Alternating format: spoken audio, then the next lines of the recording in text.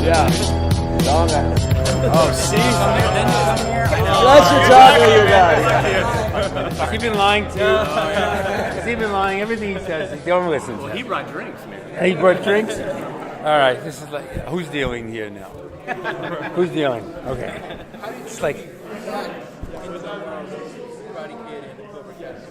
well, when I met the writers and they promised certain things, I wasn't interested in playing him as a tough guy the whole time. Yeah. I've done that for so long. And, they promised to be very interesting, in season. They said, you're setting up season 2 by dropping in episode 10. I said, well, it's great. Why can't I drop in episode 6? And they said, no, you're going to set up season 2. So in that conversation, we talked a great deal about their plans for the character in season 2. And they knew everything about every evolutionary process that my character has gone through in Vietnam, why he is the way he is, why no mercy is for the weak, why he was never allowed to win in Vietnam, and he swore when he came back he would never have he or his students lose anything. And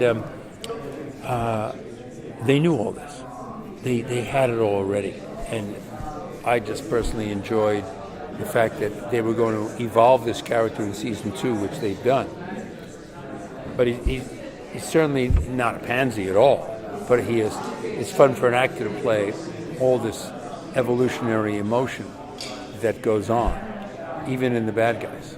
Well, that's the most effective thing about the show, actually, that I was so blown away by, is that all the characters actually evolved and they weren't what they seemed in the original films. Yeah. Which is what I like, which is what I was wondering what would happen with you that way. It was interesting to hear that way. Well, they just did their homework. I mean, they just did their homework. God knows, It's when even you're on the red carpet and someone does their homework and interviews you on the red carpet, and they ask intelligent questions in the 5 minutes they get with you, it's always a pleasure. Get someone on the red carpet and says, "Excuse me, what's your name?" That's happened, believe me. And you just drop down and you say, "What are you doing here?" But the bottom line is, you never have to say that with these writers because they have outthought you, because that's just their homework.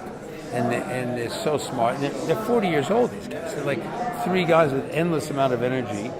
And, Billy and I are 10, 15 years older than they are. And they are so astute.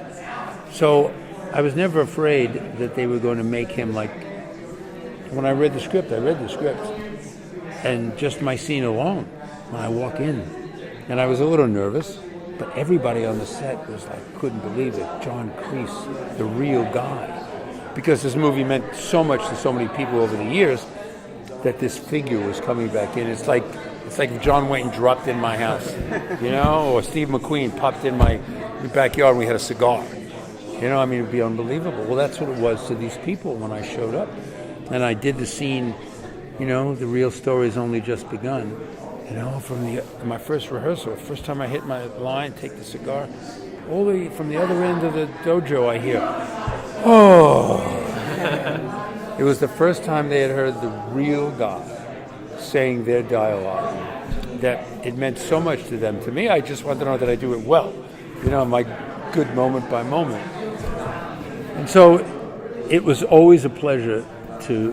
They do what they say they're going to do. They evolve the character, and you brought it back in at that lunch that day, that dinner, and everything that they perceived has come true with this show because they're smart. Can you talk a little bit about the differences of playing this character in sort of a cinematic arena and then going to a serialized format and what advantages or challenges that presents?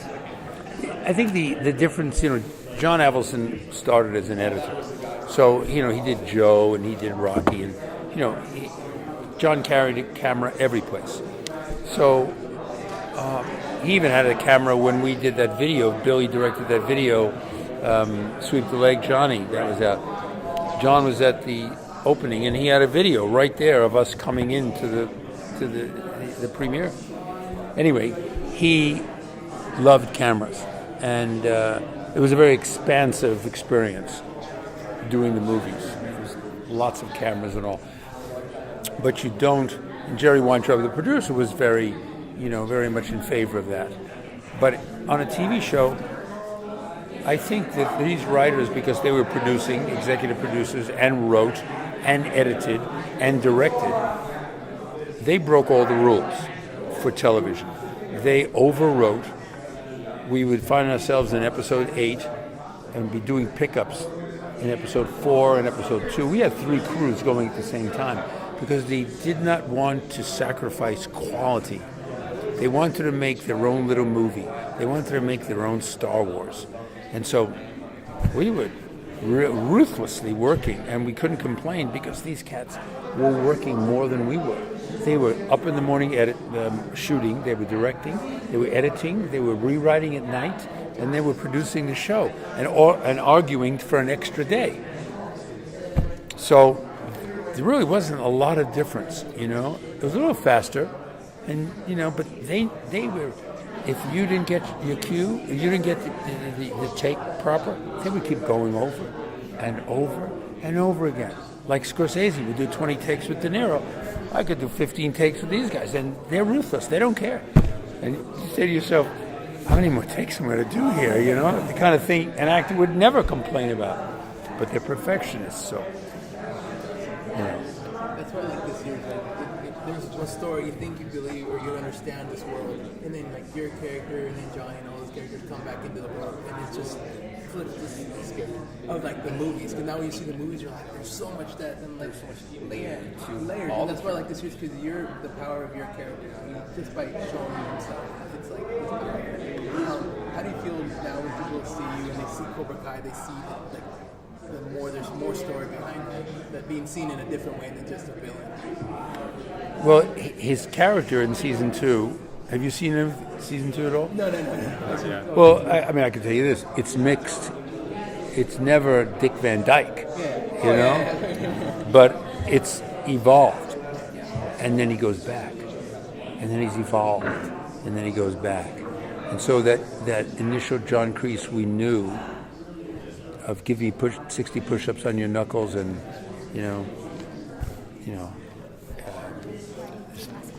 the scene that he has with Miyagi where he really, I like that, That maniacal character of finish him and sweep the leg is still there. Will never leave because they write for that. They love that character.